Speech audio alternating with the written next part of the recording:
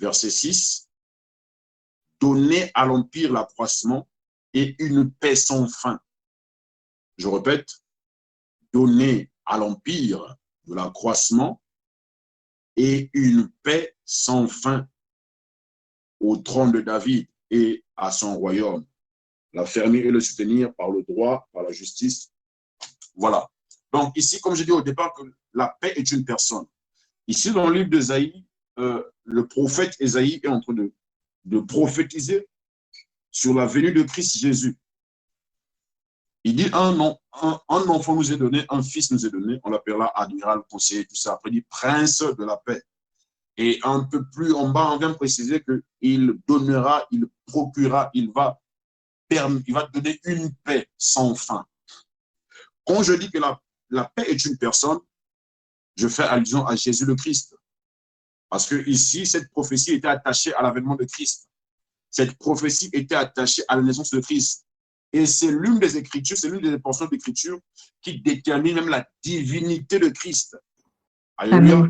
C'est juste l'une des Écritures qui révèle même la divinité de Christ Jésus. Alors, pourquoi la paix, comme j'ai dit au départ? C'est parce que ce soit dans nos relations, que ce soit dans tout ce que nous pouvons avoir comme contact avec les hommes, il est très difficile de pouvoir procurer la paix. Généralement, nous pensons que la paix ne doit que venir par les autres. Généralement, nous pensons que s'il faut produire la paix ne doit que venir des autres. Certaines personnes pensent que la paix viendra du gouvernement que nous avons. Certaines personnes pensent que la paix qu'ils auront, la paix viendra d'un mari, d'une femme. Certaines personnes pensent que la paix aujourd'hui viendra par des choses qu'ils peuvent avoir aujourd'hui. Mais la paix vient de Christ. L'apôtre Paul pouvait dire que vous êtes le temple du Saint-Esprit. Et qui est le Saint-Esprit? Le Saint-Esprit n'est qu'autre que Dieu qui habite en nous.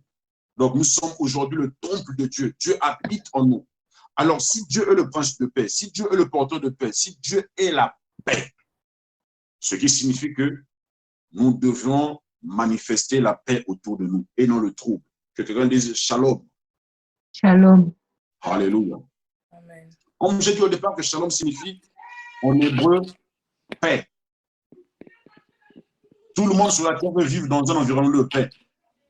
Tout le monde sur la terre veut vivre dans un environnement de paix. La paix financière, la paix maritale, la paix au travail. Si quelqu'un est dangereux au travail, il a besoin de travailler dans un environnement de paix. Tout le monde cherche la paix dans ce monde. Mais en réalité, dans ce monde, on n'aura jamais la paix. Et la paix ne peut venir que de Christ. Mais en dehors du fait que la paix ne peut venir que de Christ, c'est Christ qui nous donne la paix, mais on nous demande aussi d'être en paix avec tout le monde, de manifester la paix avec tout le monde. Alors, la Bible dit que l'homme ne donne que ce qu'il a. Aujourd'hui, toi qui es présent, tu ne peux pas prétendre donner la paix si toi-même tu n'es pas en paix. Si toi-même tu n'as pas la paix en toi. Amen. Si toi-même tu n'es pas affranchi par le Christ, tu ne donneras que ce que tu as. Le manguier ne peut que donner les mangues parce que en lui, il y a une sémence, il y a une loi qui ne peut que produire la mangue. Ne peut pas produire le safou, ne peut pas produire la papane, ne peut pas produire les bananes. C'est impossible. Chacun de nous sur la terre ne donne que ce qu'il a. Yes. Et aujourd'hui, tu ne peux pas être porteur de la paix si au départ, tu n'as pas la paix en toi. Cette paix qui est Dieu. Amen. Amen. Je ne peux pas être porteur de paix si au préalable, moi-même, je ne suis pas en paix avec moi-même. Si moi-même, en moi, l'esprit de paix n'est pas en moi. Porteur de paix. Là où nous sommes en ce lieu, nous sommes chacun à son éducation. Chacun a reçu une éducation quelconque de sa famille. Mais partout où il y a des personnes qui sont rassemblées, généralement, les problèmes ne manquent pas. Mais ce qui permettra que nous puissions résister ensemble, être ensemble, peu importe les vents et marées, c'est le fait que nous avons celui qui rassure la paix qui est au milieu de nous. La paix ne viendra pas d'abord de toi, Mais la paix vient d'abord de celui qui est en toi, qui procure la paix. Donc, réellement, si ce soir, toi, ou bien moi, je suis porteur de troubles, ce qui signifie que Christ n'est pas en moi. Le signe d'une personne qui n'a pas Dieu en lui, c'est le trouble. Ou par exemple, quelqu'un arrive, il veut me parler du mal d'un frère ou d'une sœur, et que si moi j'accentue encore le problème, si moi je veux encore détruire encore, je veux encore les diviser, je veux encore s'aimer la discorde, je suis un semeur de trouble et non un semeur de paix. Parce qu'un semeur de paix dira, non, asseyez-vous, parlez et mettez terme à ça parce que vous êtes le fils et les filles de Dieu. Mais un semeur de trouble viendra pour dire, voilà, tu dois lui montrer. Tu ne dois pas te laisser faire. Donc, non, on a besoin de la paix en Christ. Cette paix qui vient pour rassembler. Cette paix qui vient pour unir. Cette paix qui vient pour réconforter. Cette paix qui vient pour rassembler. Et le Christ, le Saint-Esprit, c'est l'esprit de rassemblement. C'est l'esprit d'unité. Ce n'est pas l'esprit de la discorde. Alors, si tu es porteur de paix ce soir, crois-moi que tu es appelé à apporter la paix partout. Parce que celui qui est en toi ne reste pas seulement dans ta maison, il est en toi. Que tu sois au travail, tu dois être porteur de paix. Dans l'église, porteur de paix. Sur Jéhovah Shalom, porteur de paix. Au travail, où que tu es, dans la famille, tu es porteur de paix. Je ne peux pas être parmi ceux-là qui divisent, parmi ceux-là qui sèment le trouble, parmi ceux-là qui font des choses en cachette pour détruire. Être porteur de la paix. Ici, nous voyons que Romain insiste sur ça. Romain dit dans Romain 12, 18, il nous précise, il dit, s'il est possible, autant que cela dépend, donc c'est-à-dire, la paix dans ton environnement dépend de toi. Il dit, s'il est possible, autant que cela dépend de vous, soyez en paix avec tous les hommes. C'est-à-dire, la paix dépend de toi et moi. On ne doit pas s'attendre à ce que notre paix, ou bien la paix de l'environnement, ou bien la paix de notre environnement que nous vivons, cette paix puisse venir seulement des autres.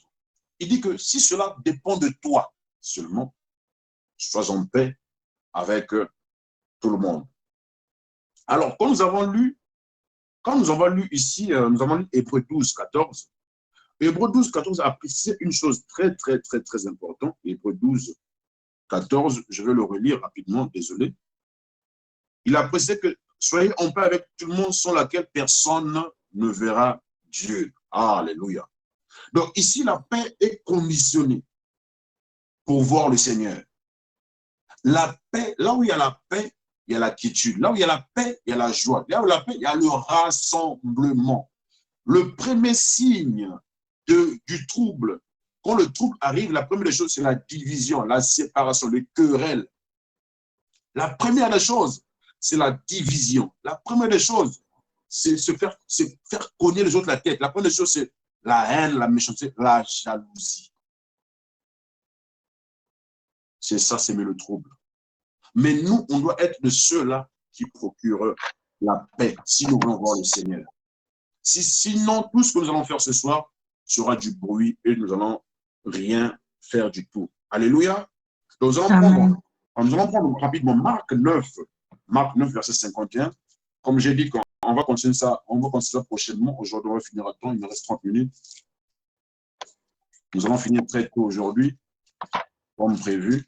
Comme ça, nous allons continuer ça la semaine prochaine. Il y en a tellement beaucoup à dire. Marc 9.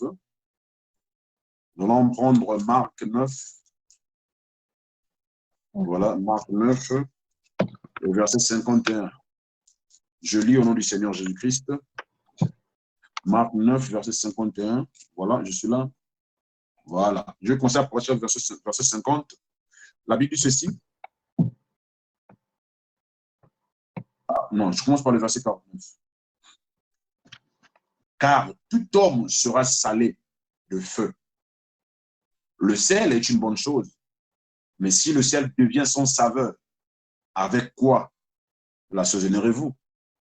ayez du sel en vous-même et soyez en paix les uns les autres. Oh, ayez du sel en vous-même et soyez en paix les uns les autres. Le Christ dit que nous sommes le sel de la terre. C'est nous qui donnons la saveur à la terre. Et ici, il dit que si le sel perdait sa saveur, avec quoi allons-nous l'assaisonner? Avec quoi allons-nous attirer le monde? Avec quoi allons-nous attirer le monde vers Christ? Mais d'abord, on doit avoir le sel en nous. Il veut juste dire ceci, que on doit d'abord être en paix nous-mêmes avant de vouloir procurer la paix avec les autres. Il dit que ayez du sel en vous-même d'abord et soyez en paix avec tout le monde. Le sel, ici, le goût, c'est là que le Saint-Esprit en nous. Le Saint-Esprit qui est en nous, c'est le Saint-Esprit qui nous donne la capacité d'être différent de ceux du monde. C'est le Saint-Esprit qui nous donne du goût. Si le Saint-Esprit n'est plus là, on n'a plus de goût. Si le sel n'est plus salé, on ne peut plus appeler ça sel. Parce que c'est cette saveur-là qui fait du sel. C'est le Saint-Esprit en nous qui nous donne la capacité de créer la paix, même quand il y a une raison de pouvoir créer le trouble. Alléluia. Amen. Mais ça ne s'arrête pas là. Le Christ vient encore dire quelque chose de très, très capital. Dans Jean 14, verset 27. Il vient préciser quelque chose de très, très important pour montrer que la paix vient de lui. Tu ne trouveras pas la paix dans ton travail. Tu ne peux pas trouver la paix dans ton mariage. Je ne dis pas que ces choses sont mauvaises, mais la paix de ton mariage, la paix de ton travail, la paix de ta santé, la paix de tes finances, la paix de tes enfants, la paix de tes projets, la paix de ta famille, la paix de tout ce que tu veux faire de ton ministère, la paix de tes enfants dépend de la paix que tu as reçue de Dieu. Donc, Jean 14, verset 27, la Bible dit ceci. Est-ce qu'on a la ligne là? On a la ligne? Oui. Jean 14, verset 27. Si je vais trop vite, veuillez me dire d'aller un peu doucement. Alors, la Bible dit ceci dans 27. Je vous laisse ma paix. Non, je commence par verset 26. Non, verset 25. Je commence à 25. Je vous ai dit ces choses pendant que je demeure avec vous.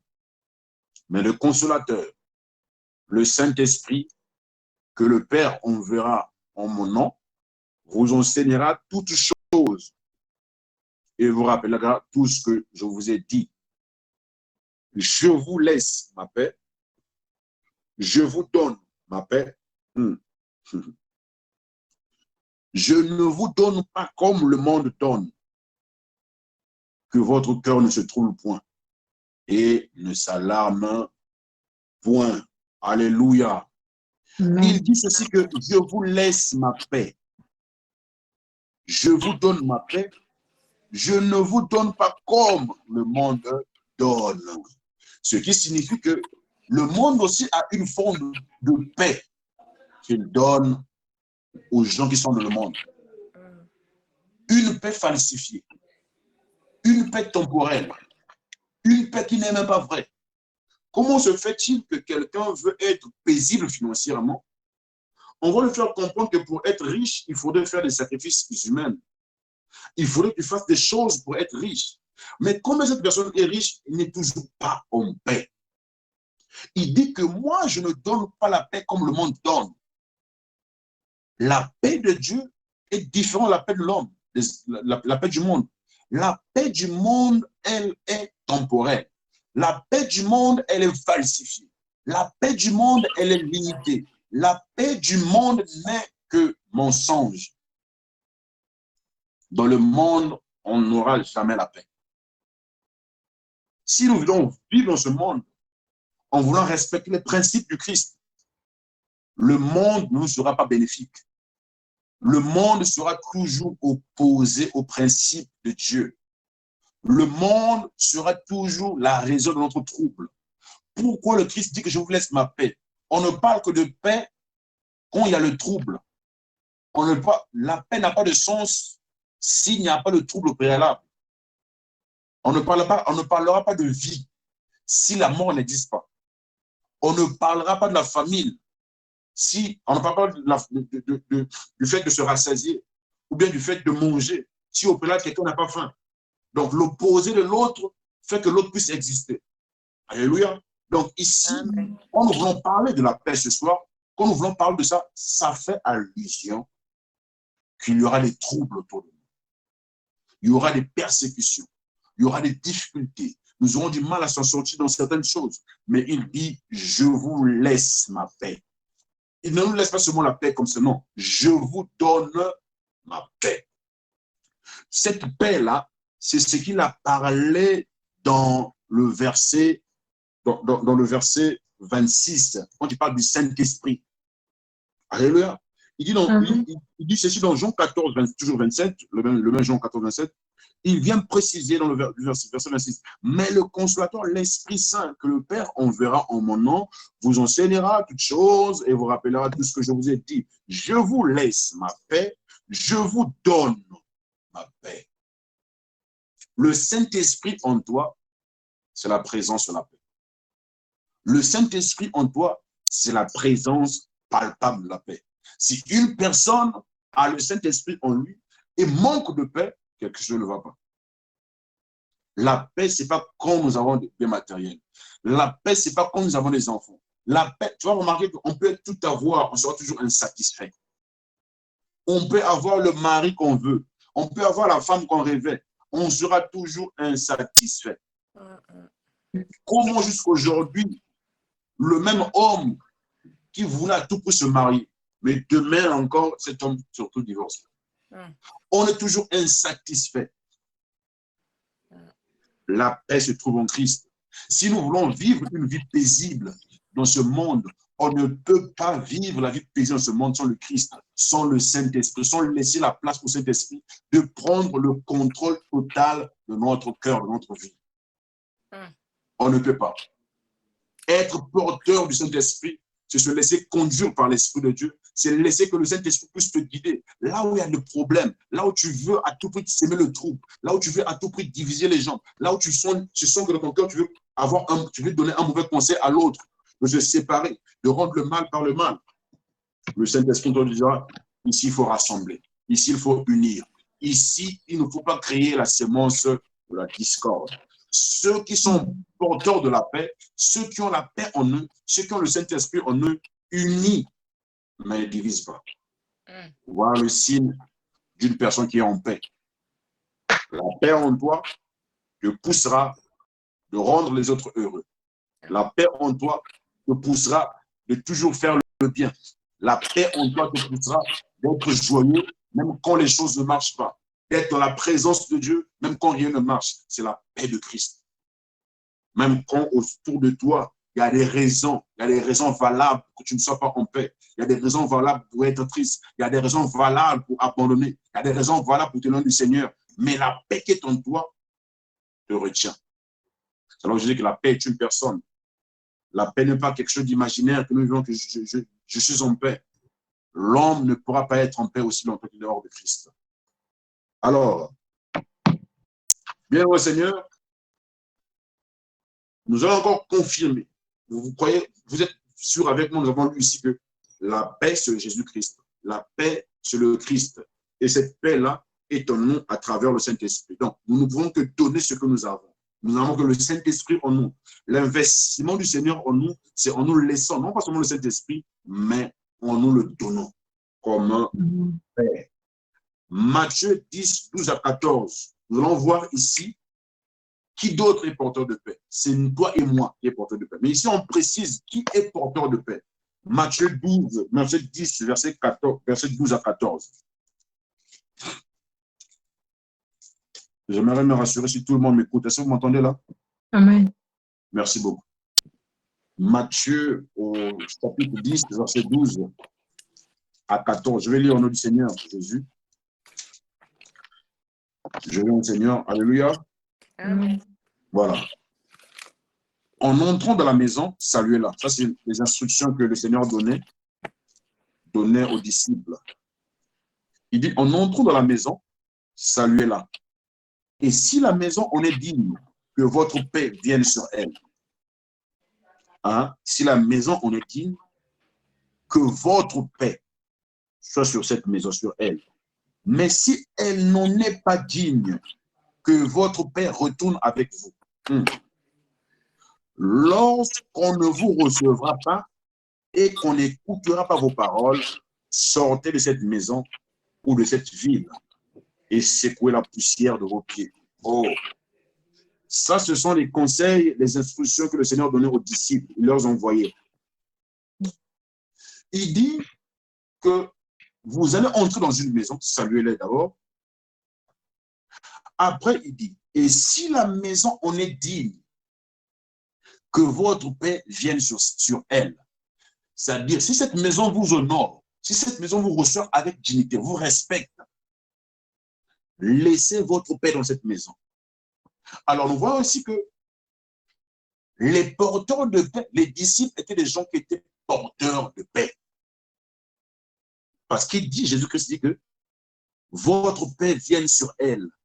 C'est-à-dire, votre paix, pas ma paix, mais votre paix reste sur elle. C'est-à-dire, la maison qui va vous recevoir, la maison qui va vous respecter, la maison qui va vous honorer, que votre paix y reste. Mais la maison qui ne sera pas digne, qui ne vous recevra pas, cette maison, ne laissez pas votre paix, partez.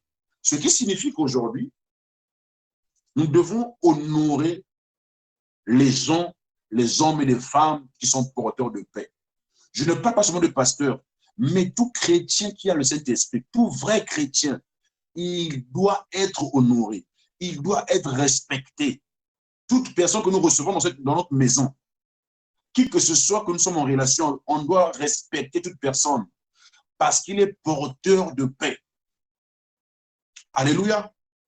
Si il ne s'agit pas ici seulement d'un pasteur, il s'agit d'une personne. On parle ici des disciples de Christ. C'est-à-dire les élèves de Christ. Ceux qui sont sortis de Christ. Pour être, donc, toutes ces personnes sont des porteurs de paix. Ici, on dit que la maison qui ne va pas vous recevoir, n'y laissez pas votre paix. Partez. Ce qui signifie que eux, en partant, il y aura le trouble qui va continuer. Deux fois, les problèmes, les troubles que nous avons dans notre vie dépendent de la manière dont nous traitons les autres autour de nous. Dépend de la manière dont nous parlons aux autres. Dépend de la manière dont nous considérons les autres. Peut-être parce que l'autre manque ceci, l'autre n'est pas comme moi, l'autre n'a pas de véhicule, l'autre n'a pas de papier, je dois dénigrer l'autre. Mais deux fois, c'est cette personne-là qui est porteur de paix dans ta vie. Quand tu vois quelqu'un autour de toi, c'est un homme qui te veut, qui te fait la cour, c'est un vrai frère béni, un vrai frère, parce qu'il n'a pas de maison, parce qu'il n'a pas de voiture, parce qu'on ne doit pas le minimiser. On dit la maison qui ne va pas vous recevoir. Cette maison, si elle n'est pas digne de vous recevoir, partez. Mais ne laissez pas la paix. C'est-à-dire, ne laissez pas votre paix là-bas. Ce qui signifie qu'il y a des gens qui sont porteurs de paix. C'est-à-dire, porteurs de solutions. Quand je parle du trouble, ça peut être financier, ça peut être dans sanitaire, ça peut être dans le mariage. Quelqu'un qui peut apporter la solution dans un projet que tu as. Qui peut apporter la paix dans ce projet. Qui peut apporter sa sagesse dans ce projet. Qui peut apporter son intelligence, son appui, sa force dans ce projet. Mais parce que la personne ne remplit pas les critères, elle est vide. On le dénigre, on le déconsidère, on le rejette. Mais en rejetant cette personne, on rejette la paix. On rejette la solution. On doit être porteur de paix. La paix, des fois, dépend des hommes qui sont autour de nous. La paix, des fois, dépend des gens que nous négligeons. Je vous ai bien dit que la paix n'est pas quelque chose. La paix, c'est une personne. Et une personne qui est dans une personne. Ce que tu cherches se trouve dans une personne. C'est là où il est très important d'honorer, de respecter certaines personnes. Ici, ça ne s'agit pas seulement de prophètes, de pasteurs, mais c'est de toute personne qui a le Saint-Esprit en lui. De toute personne qui a le Saint-Esprit en lui. Cette personne est appelée à être respectée, d'être considérée, d'être honorée. Alléluia. Amen. Alléluia. Amen. Alors, il me reste 15 minutes. Donc, vous allez comprendre une chose, et que, comme j'ai dit au départ, de vous rappeler que la personne de Jésus, c'est carrément la paix elle-même. La paix en Dieu n'est que possible. Nous allons donner certains points, mais vous allez lire à la maison. Je vais donner juste le verset pour ne pas trop. Il y a beaucoup de choses un peu à dire, mais on ne va pas prendre trop du temps. Mais je donne juste les versets, mais après, nous allons lire. Amen. Nous allons lire un peu juste deux, mais le reste, vous allez lire à la maison, s'il vous plaît. Alors, être en paix avec Dieu est possible que, premier point, par le Seigneur Jésus-Christ. Donc, nous allons prendre Actes des Apôtres. Être en paix avec tous n'est possible que, être en paix d'abord avec Dieu, pardon, n'est possible que, deux points, le premier point. Et un stylo et un papier, ça va t'aider. Être en paix avec Dieu n'est possible que, le premier point, nous allons prendre Acte 10, verset 36. Je lis en du Seigneur, Acte 10, verset 36. La Bible dit ceci. Il a envoyé la parole au fils d'Israël en leur annonçant la paix par Jésus, qui est le Seigneur de tous. J'aimerais que quelqu'un d'autre lise ça. Quelqu'un qui est disponible peut lire ça. Lisons Acte 10, verset 36. Il a envoyé la parole aux fils d'Israël en leur annonçant la paix par Jésus-Christ, qui est le Seigneur de tous. Ah! Amen. Donc, être en paix avec Dieu est possible que par Jésus-Christ. Ce n'est pas moi. La sœur Giovanni a relié elle-même. Il dit par le Christ. Il a envoyé la parole. Voilà, il a envoyé la parole aux fils d'Israël en leur annonçant la paix c'est-à-dire par l'entremise d'eux, en passant par. Donc, il n'y a pas d'autre voie de paix en dehors de Christ. Est-ce qu'on est d'accord? Ce ne sont pas des mots qui me... Non, c'est la Bible qu'on a lu ici. Donc, si tu veux être en paix avec Dieu, cela n'est possible que par Jésus. C'est Acte qui ne le dit pas moi. Acte 10, 36. La deuxième chose, nous allons prendre Ésaïe 53, verset 5. Ésaïe 53, verset 5. Ésaïe 53, verset 5. C'était le premier point. Le deuxième point, Ésaïe 53, verset 5. Je lis au nom du Seigneur. Alléluia, vous êtes là? C'est tellement silencieux que... Amen. Amen. Alléluia. Merci beaucoup. Ésaïe 53, verset 5 dit ceci. Mais il était blessé pour nos péchés, brisé pour nos iniquités. Le châtiment qui nous donne la paix est tombé sur lui. Et c'est par ses meurtrissures que nous sommes guéris. Alléluia. Amen. Deuxième point, c'est par le sacrifice de Jésus-Christ. C'est-à-dire, on ne peut être en paix avec Dieu que par le sacrifice de Jésus-Christ. Ça, c'est le deuxième point. Parce qu'ici, il parle que le châtiment, la punition, la correction qui nous donne la paix est tombée sur nous. Il a pris notre châtiment, il a pris notre punition, il a pris nos fardeaux pour que nous puissions recevoir la paix. Donc, il précise que c'est par le sacrifice de Jésus, c'est par le sang versé sur la croix qu'on peut être en paix avec le Seigneur. Donc, avant que le Christ ne vienne, nous n'étions pas en paix avec le Seigneur. Donc, Jésus-Christ est venu se raccorder, c'est le signe de la paix. Alléluia. Il est venu se rassembler, il est venu nous ramener vers le Seigneur. On était loin, séparés. Il n'y avait pas la paix entre Dieu et nous parce que le péché résistait. Mais il est venu, lui, qui est la paix, pour nous rassembler. Il est venu pour nous unir. Il n'est pas venu pour s'aimer la discorde, mais pour nous unir. Mais le péché est venu pour nous séparer, pour nous diviser de Dieu. Mais le Christ est venu pour réunir. C'est ça le symbole de la paix. Alléluia. Amen. Alors, nous allons prendre notre dernier, après le reste, vous allez lire à la maison. Romains 5, verset 1. Romains 5, verset 1. Nous allons continuer ça prochainement. Romains 5, verset 1er. Je lis au nom du Seigneur. Étant donc justifiés par la foi, nous avons la paix avec Dieu par notre Seigneur Jésus-Christ. Encore. Donc, c'est par la foi en Christ, encore. C'est la Bible qui le dit. Romains 5, le verset 1er. Étant donc justifiés par la foi, nous avons la paix avec Dieu par notre Seigneur Jésus-Christ. Donc, c'est par la foi en Christ que nous sommes en paix avec Dieu. Ça, c'est le troisième point.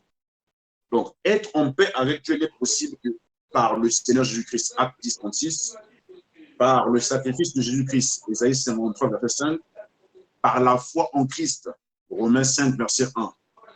Et nous allons encore prendre 1 Pierre 1, 2. 1 Pierre 1, 2, nous allons continuer ça prochainement. 1 Pierre 1, 2. Je lis au nom du Seigneur. 1 Pierre 1, 2. Oui, voilà. 1 Pierre, verset 1. 1 Pierre 1 à 2. Pierre, apôtre de Jésus-Christ, à ceux qui sont étrangers et dispersés dans le camp de Galatie, la Cappadoce, l'Asie et la Bithynie. Verset 2. Et qui sont élus selon la préscience de Dieu, le Père, par la sanctification de l'Esprit, afin qu'ils deviennent obéissants et qu'ils participent à l'aspersion du sang de Jésus-Christ, que la grâce et la paix vous soient multipliées. Alléluia. Donc, Amen. on ne peut être en paix avec Dieu que par l'obéissance à Christ. C'est ce que, si vous êtes ici avec moi, vous allez comprendre que c'est ce que parle 1 Pierre 1, verset 1 et 2. Donc, être en paix avec Dieu est possible que par l'obéissance avec Christ. Donc, la première des choses, nous allons parler, être en paix avec Dieu est possible par le Seigneur Jésus-Christ, par son sacrifice, par la foi en Christ, par l'obéissance. Et nous allons prendre encore toujours 2 Pierre maintenant. Donc, passons maintenant derrière. Donc, second épître de Pierre, le verset 1 à 2. Le chapitre 1 à 2, pardon. Je lis au nom du Seigneur. Pardon. Voilà. Voilà. La Bible dit ceci, que la grâce et la paix vous soient multipliées par la connaissance de Dieu et de Jésus notre Seigneur. C'est bon? Oui. J'aimerais qu'on le fasse ensemble, s'il vous plaît. Que la grâce et la paix vous soient multipliées par la connaissance de Dieu. Donc ici, la paix avec Dieu dépend de la connaissance de Christ. De la connaissance de Christ. De la connaissance de Christ Jésus. Donc, nous avons un peu beaucoup de choses à lire, mais nous allons continuer ça prochainement. Nous nous sommes arrêtés à quantième élément? 4, 5. Cinquième, merci beaucoup. C'était cinquième. Donc, nous sommes arrêtés à cinquième. Prochainement, si Dieu fait grâce, nous allons continuer d'autres points qui restent et parler un peu. Et nous allons parler vraiment de beaucoup de choses, dans le trouble, dans le sommeil, dans plusieurs choses. On n'aura pas le temps, on doit finir très tôt. Nous allons garder ça pour le partie 2 prochainement. Il y a un peu beaucoup de choses à expliquer par rapport au trouble, par rapport à la paix dans la famille, dans tout ce qui va avec. Mais sincèrement, que le Seigneur nous bénisse richement. Donc, je vous donne d'abord les versets au préalable pour que vous puissiez, si vous avez gardé les versets de 5, je vais donner les versets, juste les versets, pour que prochainement, quand nous allons revenir sur ça, ce soit un peu plus facile. Donc, le 6e, pour être en paix, c'est par l'union avec le Christ. L'union avec le Christ, vous pouvez voir dans 1 Pierre 5, 14. 6e, c'est par l'union avec le Christ. On peut voir ça dans 1 Pierre 5, verset 14. Et le 7e, c'est on peut être en paix avec Christ que à ceux qui le craignent. C'est seulement par ceux qui le craignent.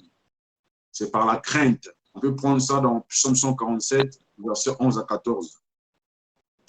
Et le 8e, que ceux qui lui font confiance. Donc, faire confiance à Dieu te permet d'avoir la paix en Dieu. Pourquoi nous parlons de la paix avec Dieu? Parce que être en paix avec Dieu déterminera la paix que tu vas procurer dans le monde. La paix que tu vas procurer à ton entourage. Donc, nous parlons de la paix avec Dieu d'abord. Parce qu'une fois que tu es en paix avec le Seigneur, tu seras en paix avec les hommes que tu vois. Parce qu'une fois que tu es en paix avec Dieu que tu ne vois pas, tu ne sauras pas avoir la capacité de produire la paix avec les hommes que tu vois. Donc, raison pour laquelle nous insistons d'abord sur être en paix avec le Seigneur, comment être en paix? C'est par l'obéissance de Christ, c'est par la foi en Christ, c'est par le sacrifice en Christ, c'est par le Seigneur Jésus-Christ, c'est par la connaissance de Christ, c'est par l'union avec le Christ, 1 Pierre 5, 14, c'est par la crainte de Dieu, Psaume 147, verset 11 à 14, c'est en lui faisant confiance, voilà, Ésaïe 26, verset 3, Ésaïe 26, verset 3, et le 9e, peut-être le dernier point, mais nous allons ajouter d'autres, c'est penser et agir comme Christ. Alléluia. Être en paix avec Dieu, c'est avoir les pensées de Christ, c'est réagir comme Christ, c'est agir comme Christ, c'est penser comme Christ, c'est raisonner comme Christ, c'est parler comme Christ, marcher comme Christ, tel que nous sommes. Comme nous sommes comme ça, nous sommes en paix avec le Seigneur. On va prendre ça dans Philippiens 4, versets 6 à 9. Donc, nous allons nous arrêter là pour ce soir. Comme ça, je mets ici suite. Nous sommes arrêtés à 6. Hein, à 6. Quand on va développer le reste là, nous allons rentrer juste dans les troubles, dans le sommeil, tout ça, tout ce qui va avec. Et nous allons proclamer des paroles le jour que nous allons finir ce programme, dans cet enseignement. On a pris tous les 9 points et les versets, c'est bon? Quelqu'un est en retard? Oui. Ok, merci beaucoup en tout cas, merci. Donc, nous allons continuer, on a beaucoup de choses à dire, donc on verra bien le jour où le Seigneur va nous donner le temps de continuer.